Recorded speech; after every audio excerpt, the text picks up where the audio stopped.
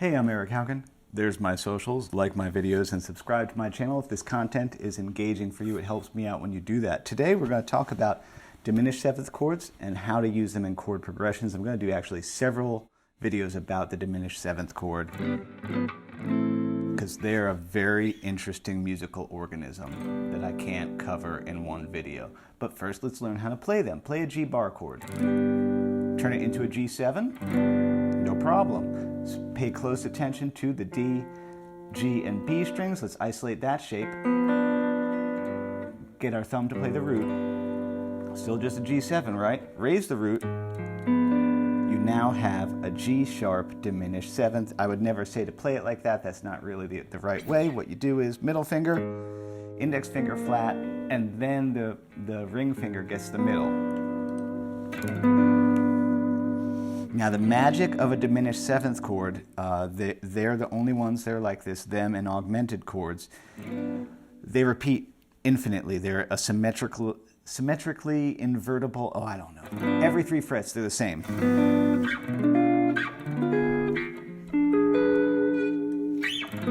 Because other chords follow the caged rule, where this is a C that's shaped like a C, this is a C that's shaped like an A, this is a C that's shaped like a G, an E shape, and actually this is a D shape. So there's 5 shapes of most chords, diminished 7ths and augmented. There's only, is it going to be on this string, is it going to be on this string, or is it going to be on that string? And like they can get named for any of them. Okay. And yes, they have that very much that old silent movie, like, you know, wax mustache, tying the damsel to the train tracks. They are intentionally and compositionally ugly. They're a great way to sound wrong, but you're not wrong.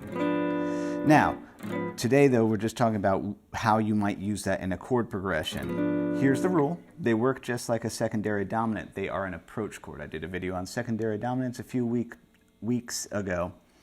If you got a couple of chords over here, you got a couple of chords over here, there's actually a thing where you can be like, you know what, I won't just jam these two together, I could put this little chord between the two. And so the way these commonly work best, this is a G sharp diminished 7.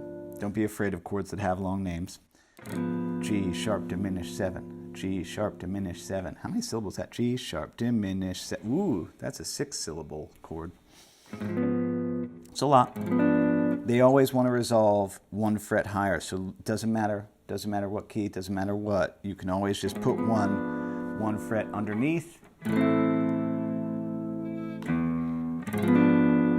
G sharp diminished 7, resolving to A minor. Let's listen again. And actually, the way you even more mostly commonly hear these would be a full ramp. G sharp diminished 7, A minor. Let's listen to the I again.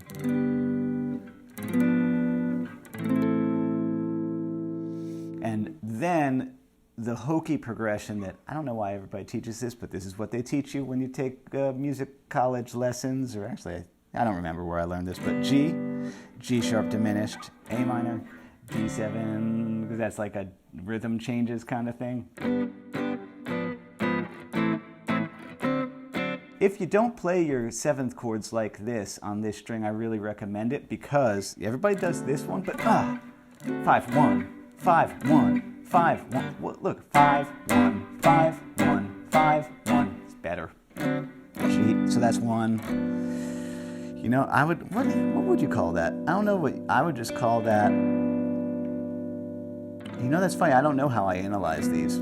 G sharp diminished. I wouldn't call it a 2. I wouldn't call it a flat 2. I guess I'd call it a 5 of 2 to the 5.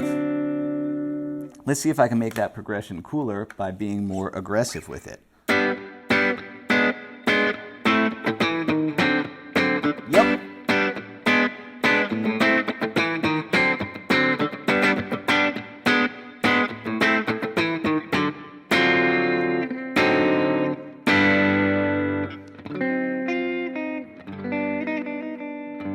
That was a D7 flat 9, sharp 9, back to G.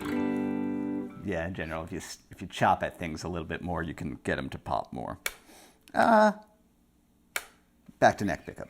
Okay, so that's that one on that string. Okay, what about the next one? What if we need to play it on our A string? Let's figure it out, y'all. B flat 7, raise the root. You now have a B diminished 7. So there is an interplay between a 7 chord and a diminished 7 chord. Next video. That next video is going to talk about that. I'm just trying to get you playing the chords and using them in songs and chord progressions and loops. And so that one's a B diminished 7. You can see it there again. Boom, there they all are. I'll just put it on my Patreon. Go over there, grab it for free.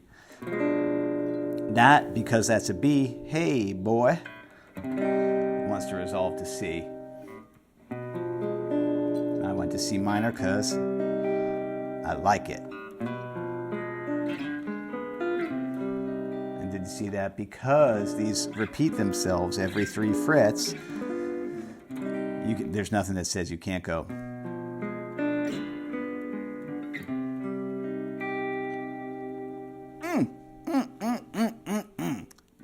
It's like it shouldn't be, it feels so wrong, but it's so right. Oh, you know, Pink Floyd, man. Like in Breathe, they use the crap out of this. Here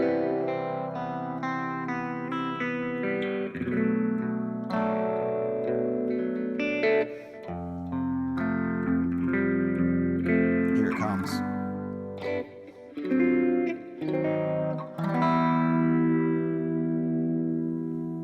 Right? That's so good. So somebody had the good idea to go D7 sharp 9. Here comes that D sharp diminished 7 resolving to an E minor. Did you know you could play E minor like this? You can, and it's cool. Listen again, D7 sharp 9. And somebody was very smart about this D sharp diminished 7. They didn't like this note up here. So they put the D sharp over there. And what that creates, by the way, that's called a double approach.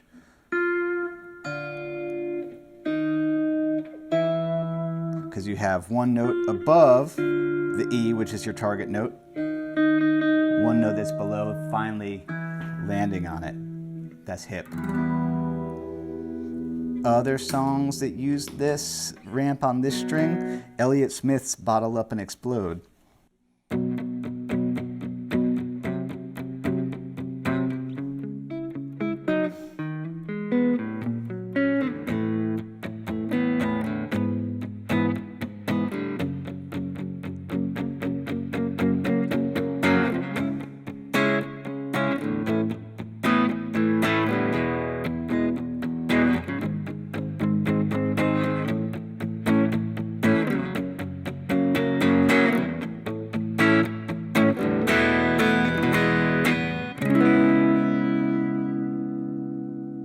So good, right? Oh, that's a great chord progression.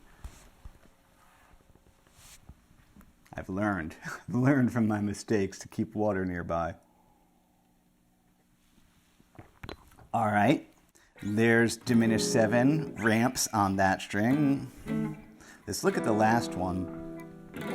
Okay, join me, play an E chord. All right, that's an E-shaped E. Uh-oh, do y'all know this? I do. That's cool. That's the cage D shape because, yeah, no one's gonna do this like this. What, you crazy? Let's go ahead and pop that difficult note out of there. Which, by the way, that's a cool drone kind of shape.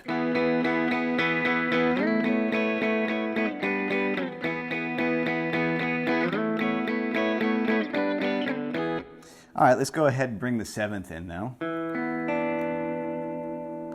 There he is. Raise the root.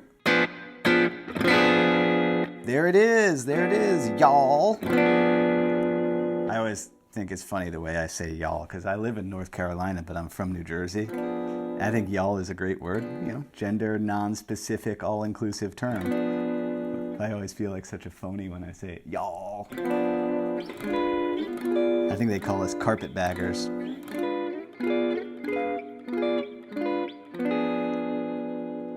So there it is. Again, there's that, that just...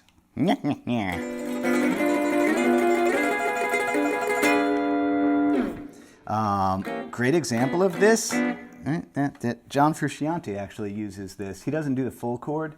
He just takes the top piece of it in the bridge of Righteous and the Wicked.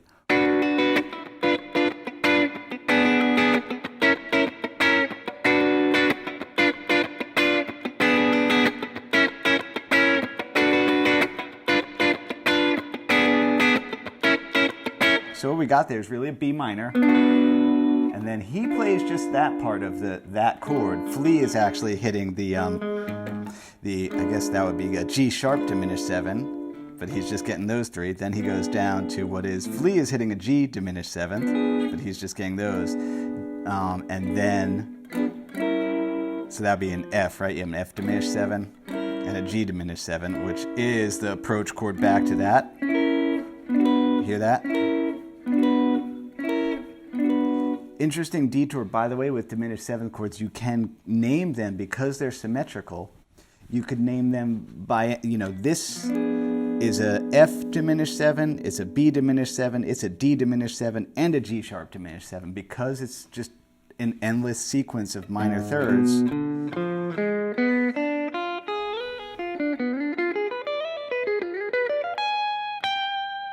Like, it doesn't matter. It doesn't matter which note you call it. It's all, symmetrical chords are so fascinating because, they also lend themselves to shreddy things.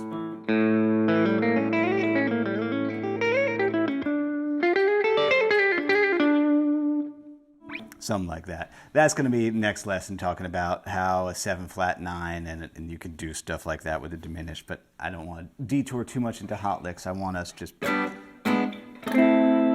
getting comfortable with basically the 3 forms. Or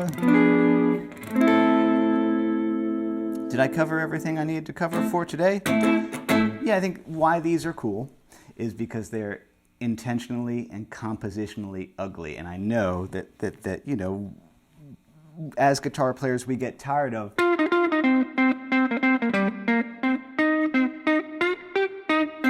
which honestly, I don't get tired of that. I still love simple stuff like that, but I know that we're always looking for the...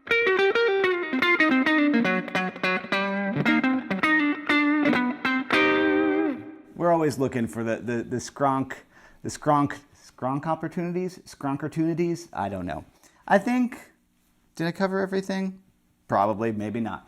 Thanks so much to everybody who supports me in all the ways that you do. Even if it's just clicking like and subscribe, that all helps with the algorithm relevancy, which generates website traffic, which means people will be booking lessons with me.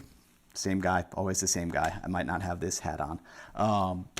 And purchasing PDF downloads that accompany my existing arrangements, supporting me on Patreon. Heck, some people even donate. Thank you so much for being generous people, because I don't put ads on these videos because I hate them.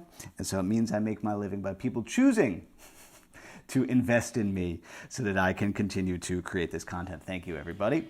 As Bill and Ted would say, be excellent to each other. That includes yourself. I'll see you next week. Happy Friday. Eat pizza.